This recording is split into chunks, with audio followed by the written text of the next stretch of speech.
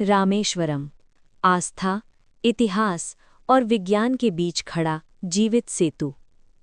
भारत के दक्षिण में तमिलनाडु राज्य के सुदूर तट पर स्थित है एक ऐसा पवित्र धाम जो केवल एक ज्योतिर्लिंग नहीं बल्कि त्रेता युग की स्मृति, समुद्र की गवाही और विज्ञान की चुनौती है। हम बात कर रहे हैं रामेश्वरम स्वामी टेम्पल की। ये वही स्थान है जहां भगवान श्री राम ने स्वयं महादेव की आराधना की, जहां समुद्र झुक गया, जहां पत्थर तैरने लगे और जहां आज भी 22 पवित्र कुंड विज्ञान को चुनौती देते हैं। आज की इस 20 मिनट की यात्रा में हम जानेंगे 2 शिवलिंगों का रहस्य, राम सेतु की सच्चाई, तैरते पत्थरों का विज्ञान, धनुषकोडी का भूतिया शहर, गंधमादन पर्वत और जटायु तीर्थम और मंदिर की अद्भुत वास्तुकला। तो आइए आरंभ करते हैं। 2 शिवलिंग क्यों? अधिकांश शिव मंदिरों में एक ही मुख्य शिवलिंग होता है, लेकिन रामेश्वरम में 2 प्रमुख शिवलिंग स्थापित हैं, रामलिंगम और विश्वलिंगम। कथा प्रारंभ होती है रावण वध के बाद। रावण भले ही राक्षस था, पर वो ब्राह्मण कुल से था। उसकी हत्या के कारण श्री राम को ब्रह्म हत्या दोष लगा। ऋषियों ने कहा, हे राम, इस दोष से मुक्ति केवल शिव आराधना से ही संभव है। हनुमान जी को कैलाश भेजा गया शिवलिंग लाने, लेकिन शुभ मुहूर्त निकला जा रहा था। तब माता सीता ने समुद्र की रेत से स्वयं एक शिवलिंग बनाया। ये बना रामलिंगम। उसी समय हनुमान जी दिव्य शिवलिंग लेकर लौटे। उन्होंने देखा कि स्थापना हो चुकी है। वे दुखी हुए। तब श्री राम ने कहा, यदि तुम इस रेत के शिवलिंग को हटा दो तो तुम्हारे लाए शिवलिंग को स्थापित करेंगे। हनुमान जी ने पूरी शक्ति लगा दी, पर शिवलिंग टस से मस नहीं हुआ। तब श्री राम ने उनका लाया शिवलिंग भी स्थापित किया, जिसे कहा गया विश्वलिंगम। आज परा है, पहले विश्वलिंगम के दर्शन, फिर रामलिंगम। राम सेतु, आस्था या इंजीनियरिंग।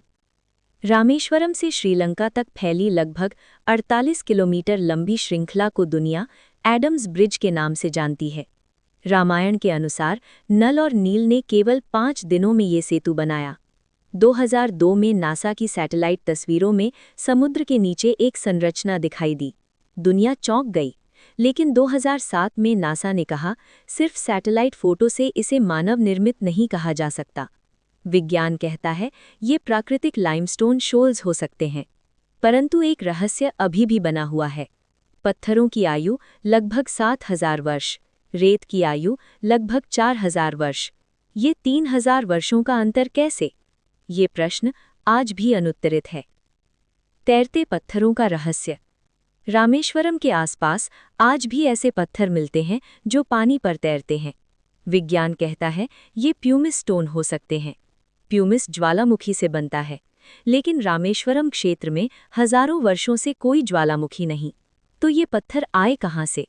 क्या ये प्राचीन इंजीनियरिंग का चमत्कार था या प्राकृतिक घटना? राम सेतु आज भी विज्ञान और विश्वास के बीच खड़ा एक अनसुलझा प्रश्न है।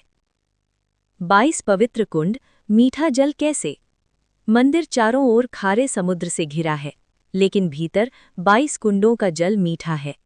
भूवैज्ञानिक कहते हैं ये फ्रेश वाटर लेंस हो सकता है। बारिश का पानी नीचे इकट्ठा होकर खारे पानी के ऊपर मीठी परत बना लेता है। लेकिन हर कुंड का स्वाद अलग क्यों? कुछ में लौह तत्व अधिक, कुछ में खनिज अधिक। श्रद्धालु मानते हैं इनमें स्नान करने से रोग और मानसिक कष्ट दूर होते हैं। परंपरा है पहले समुद्र तट के अग्नि तीर्थम में स्नान, फिर क्रम से 22 कुंड। धनुषकोडी, भूतिया शहर। रामेश्वरम से लगभग 20 किलोमीटर दूर स्थित है धनुषकोडी। मान्यता है कि श्री राम ने धनुष के सिरे से सेतु का एक भाग तोड़ा, इसलिए नाम पड़ा धनुषकोडी। लेकिन 1964 में एक भयंकर चक्रवात आया। पूरा नगर नष्ट हो गया। रेलवे स्टेशन, स्कूल, घर सब समुद्र में समा गए। सरकार ने इसे रहने योग्य नहीं घोषित कर दिया। आज ये भारत की अंतिम सड़क है और एक रहस्यमय पर्यटन स्थल है। गंधमादन, ये रामेश्वरम की सबसे ऊंची पहाड़ी है। मान्यता है यहीं से हनुमान जी ने समुद्र लांघने की छलांग लगाई। यहाँ श्री राम के चरण चिन्हों का मंदिर स्थित है। कुछ लोक कथाओं में कहा जाता है हनुमान जी आज भी यहीं निवास करते हैं। जटायु तीर्थम। जटायु, वो वीर पक्षी जिसने सीता माता की रक्षा में प्राण दे दिए। मान्यता है कि श्री राम ने यहीं उनका अंतिम संस्कार किया। आज ये स्थान बलिदान और भक्ति का प्रतीक है। अद्भुत वास्तुकला। मंदिर का वर्तमान स्वरूप पांड्य और सेतुपति राजाओं द्वारा निर्मित है। 1173 ईस्वी में श्रीलंका के राजा पराक्रम बाहु द्वारा गर्भगृह निर्माण का उल्लेख मिलता है। ये मंदिर लगभग 15 एकड़ में फैला है। इसका तीसरा गलियारा विश्व का सबसे लंबा स्तंभित युक्त कॉरिडोर माना जाता है। 1200 स्तंभ, प्रत्येक लगभग 23 फीट ऊंचा। बिना मॉडर्न मशीनों के लाखों टन ग्रेनाइट पत्थर समुद्र पार लाए गए। ये केवल मंदिर नहीं, इंजीनियरिंग का चमत्कार है। आधुनिक विवाद। राम सेतु को लेकर कई प्रोजेक्ट्स प्रस्तावित हुए। पर्यावरणीय चिंताएं उठीं, समुद्री जीवों पर प्रभाव की चर्चा हुई। भारतीय अंतरिक्ष अनुसंधान संगठन ने भी विस्तृत मैपिंग की है, लेकिन अंतिम निष्कर्ष आज भी अस्पष्ट है। निष्कर्ष। रामेश्वरम केवल एक तीर्थ नहीं, ये वो स्थान है जहां विष्णु अवतार श्री राम ने शिव की पूजा की। ये भारत की सांस्कृतिक एकता का प्रतीक है। इसे दक्षिण की काशी भी कहा जाता है।